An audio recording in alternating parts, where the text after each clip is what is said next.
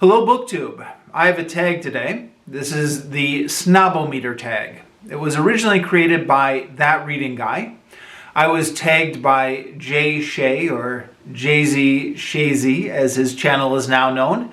And there are some interesting questions in here, so let's go through them. The first one is, what is your definition of book snobbery? Yeah, I suppose my definition would be making somebody feel bad because of the books they're reading. That's one definition. Another definition could be looking down on the books themselves. But I tend to think that's a bit of a lesser crime. Making a person feel bad, like shaming someone because of their reading choices, that would be the more egregious form of book snobbery. So let's go with that one. Number 2, is there a genre or a type of book you would never consider reading? No. I mean, there are genres I don't read. For example, I hardly ever read any romance book. Now, that's something I don't read just largely because I don't consider myself interested in it. I do every now and again try and make forays into genres I don't often read, just for the sake of being a more diverse reader. So like, I do have it as a goal every year to try to read some romance. Most years I don't, just because there's so many other books I'm interested in. There are definitely genres I don't read, but I don't have an absolute prohibition on them. And in theory, I would like to be more widely read than I am now. Number 3, does erotica count as literature?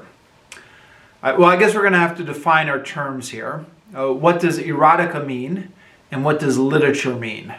I'm going to define erotica as something that the sole purpose is to sexually excite or arouse or titillate. So it's sexual writing, and it's not interested in exploring the politics of sex or the philosophy of sex or the underlying causes or subconscious of sex. It's just there to arouse sexual excitement. Okay, so that's erotica. Literature, I think, maybe has 2 components. One component is it's something that enlightens the human condition in some way. It contributes to our understanding of philosophical issues, or what it means to be a person, or how we live our lives, or something like that. And the other definition of literature would be language that is artfully done. So, like a poem that's well constructed, or a prose style that's particularly well written. Okay, so with those definitions, I think by the first definition, I don't think erotica would count as literature.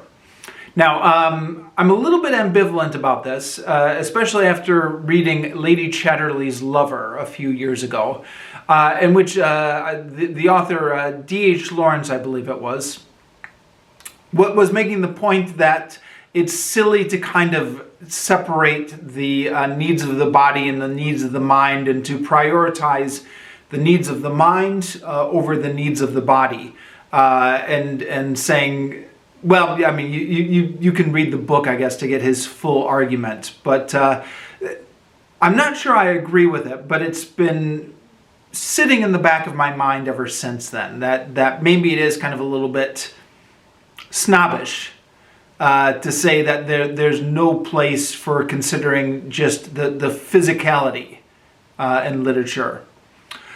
But that being said, I'm leaning towards saying, in that respect, erotica is not literature. But in terms of language that is artfully done, well-constructed poems or sonnets or something like that, then I think arguably any subject can be considered literature.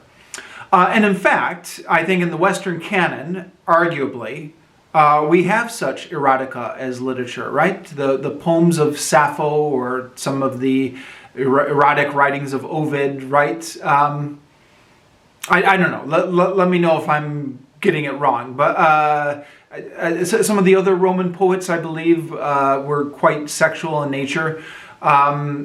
So, yeah, in terms of writing that's artfully done, any subject would be fair game, I would think, including erotica. Number 4, is it better to read classic books than popular bestsellers? I don't think so. Now, no offense to the guy who created this tag. I think the question is a little bit broad because bestsellers covers a wide range of books. So there are bestsellers out there that are, lowbrow, but there are also bestsellers out there that are literary works, and there are also bestsellers out there that are nonfiction, quite informative.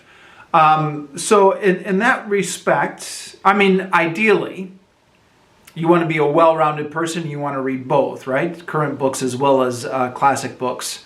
But the way the question is framed, if you're reading bestsellers which are informative or on the literary scale of things, that's probably, well, it's hard to argue against the classics, isn't it? I mean, classics almost by definition have some sort of superior quality to them. But you can learn a lot from reading contemporary bestsellers. Yeah. All right, moving on. Have you ever bragged about reading a classic in order to sound smart? Well, what's the statute of limitations on this question? How far back do we go? I mean, certainly when I was young, I was a very awkward adolescent and a teenager, and perhaps like many of you on BookTube, I was socially awkward but well-read, and so I clung to that as something, the well-read part. Clung to that as something that I wanted to use to distinguish myself. So I would try to let other people know about the classics that I had read. And even more recently, I suppose every now and again I try and casually drop it into conversation if there's a classic I've read, etc. Of course, blatant bragging is considered bad form, especially once you're an adult. So you've got to do it in subtle ways. But that disclaimer aside, I've been known to subtly work it into conversation, yeah. Yep. Number 6, do audiobooks count as reading? Well, yes and no. So I think there's a few disclaimers to make here, and maybe this depends on the person. I used to be really into audiobooks, and I've backed off because I've discovered that quite often I didn't absorb the book as well if I did it as an audiobook. And I think this depends on a few factors.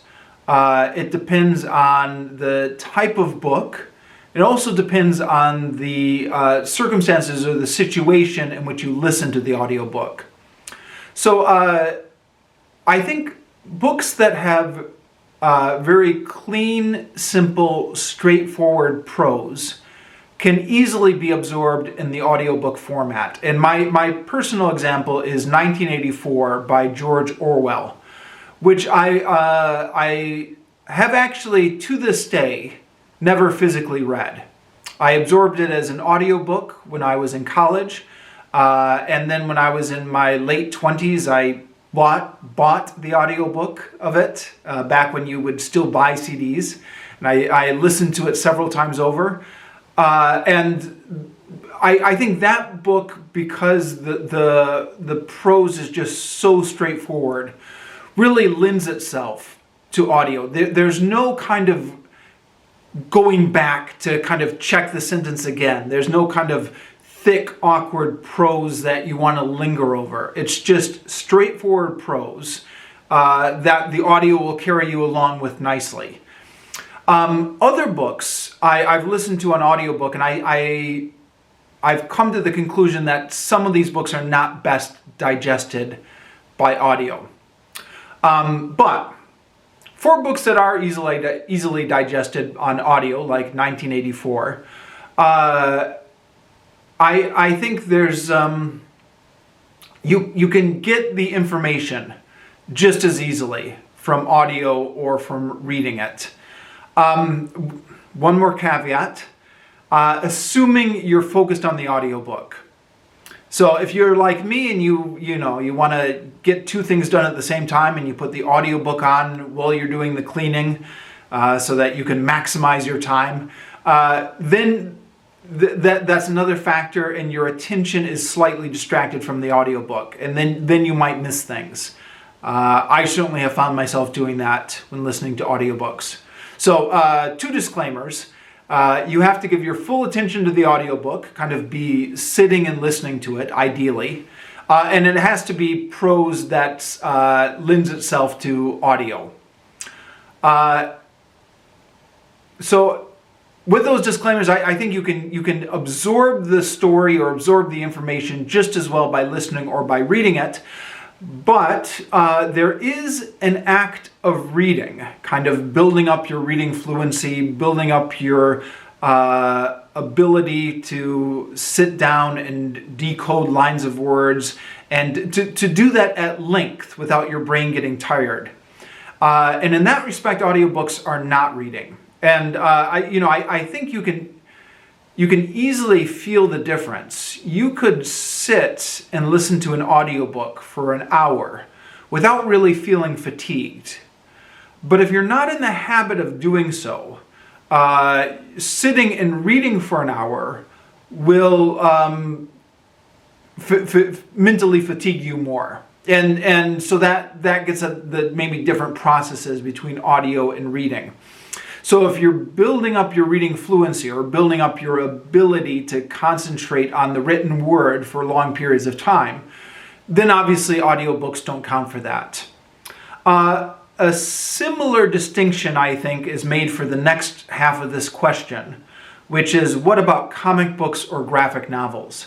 So in terms of getting information or, absorbing the story or something like that, then arguably there's no difference. But in terms of the cognitive processes, they can be very different.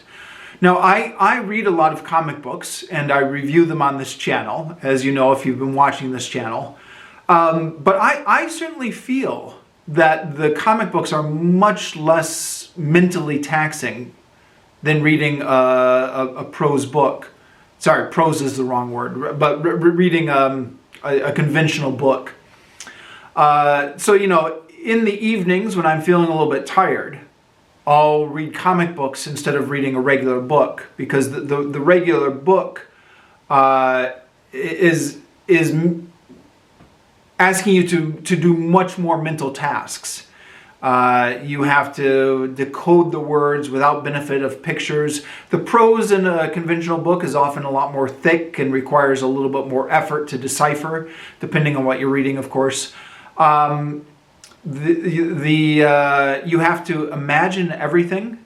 You have to, when the author is describing scenery, and this is often, when I read a book, I don't know if this is just me, but I really have a hard time with geographic descriptions. And it's something I've mentioned on this channel a few times, reading, for example, Tolkien, Tolkien especially, but numerous authors.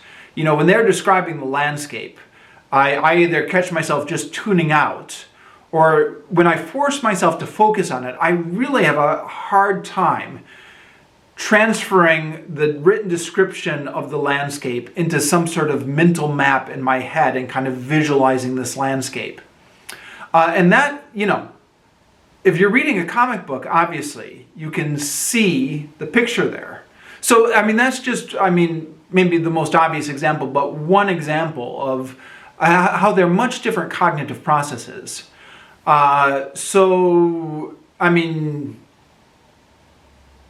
I think comic books are worthwhile. There's some interesting stories, some good narratives, but is it reading? Well, half reading. I mean, when I do my year-end tallies of how many books I've read that year, I count comic books separately. So I've got the number of books I've read, and then also the number of comic books. I don't attempt to integrate comic books into my... and when I was doing weekly reading vlogs, which I've temporarily stopped doing, and trying to keep track of my page count, the number of pages I read each week, I wouldn't count comic books towards that number. So in that respect, I guess I don't regard that as conventional reading, like you would a book. Okay, moving on. Have you ever looked down at someone for reading a popular fluff book?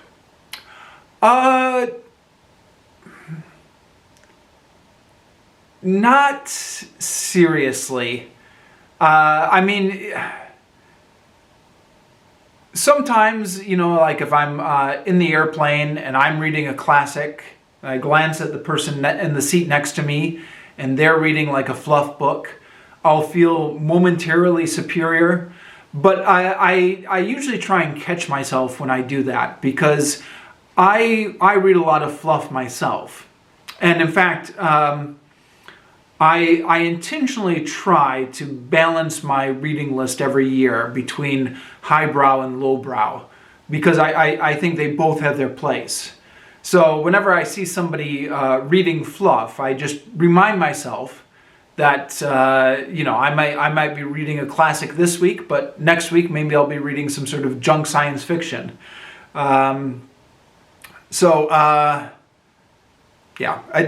Fleetingly, I have judged people, but I usually try and catch myself when I do that. Number 8, have you ever been the recipient of someone else's snobbery? Not in any meaningful way, really. I mean, like I just said in the previous question, I do make it a point to try and read lowbrow books in addition to reading classic books. Because I often carry my book around with me wherever I go, like at work or at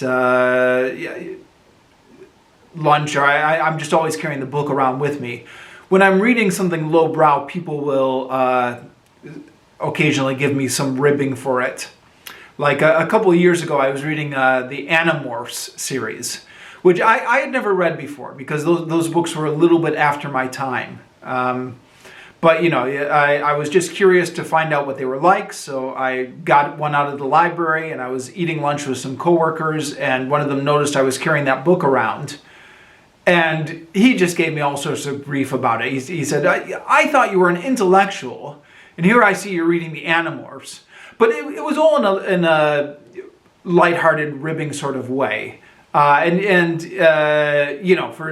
several months afterwards, this group of guys would give me some flack about it. Every time we started talking about books, they would say, well, it's not Animorphs, but it's something like that. But just in a joking sort of way. I've never felt seriously on the defensive because I was the victim of snobbery. Nothing like that.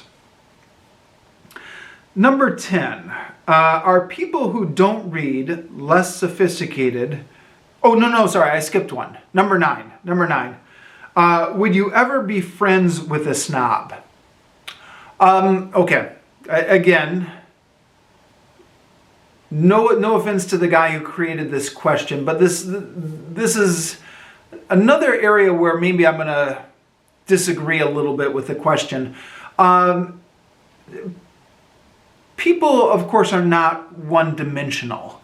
So, if there was a person who was a book snob, and that's all he was a book snob, and every conversation you had with him was him being a book snob, and there were no other facets to his personality, then that would not be a person you'd want to hang out with, right? But I think people can be a book snob and still have other redeeming qualities. And in fact, the snobbery part would, I imagine, in most people only come out a little bit at very limited times. So I don't think I would have a problem with being friends with a book snob. I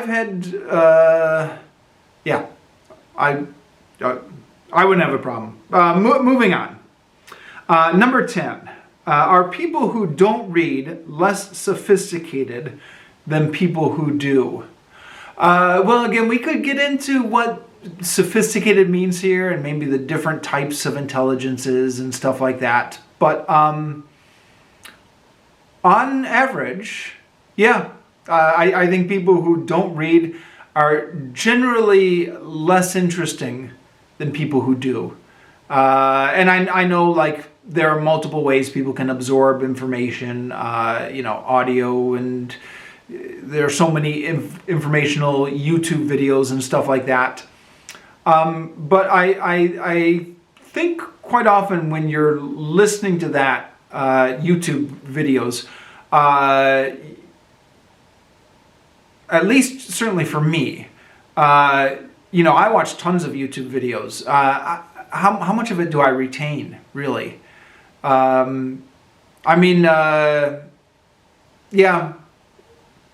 I suppose you could have some interesting conversations with people who get all their information out of YouTube videos in audio forms. And actually, now that I think about it, apologies, I'm kind of thinking while I'm talking. I can think of a couple people I know who were big podcast fans, listened to loads of podcasts, and they were interesting people to talk to because they had tons of factoids. So actually, maybe the more I talk, the more I'm talking myself into saying, no, maybe people are not more sophisticated because they read. I think you could arguably have a life of the mind and engage in just listening to your information. I don't know. Moving on. Number 11. Measure yourself. Based on your answers to the previous 10 questions, would you qualify as a book snob? Yeah, probably. It's an element of my personality I'm not proud of, but I do want to be well-read, and I want to be perceived as being well-read. I guess I'm admitting to a little bit of vanity here. That's not the only reason I read, certainly. I am genuinely interested in a lot of the stuff I am reading, and more often than not, when I read a classic book, I am actually interested in the book as well. But there is an element of vanity there as well. To be reading the classics and to be seen reading the classics, I admit to it. Sorry. It's again, as with all of my faults, it's something I hope to improve on someday, but there I am. All right, number 12, tag some people. So I'd like to tag William over at William's Library, Reading Ideas, Mindy over at Mindy's Book Journey, Bucky749, Kelly at Books I'm Not Reading, Dane Cobain, and then Jim at Jim's Books, Reading and Stuff. All right, thank you very much.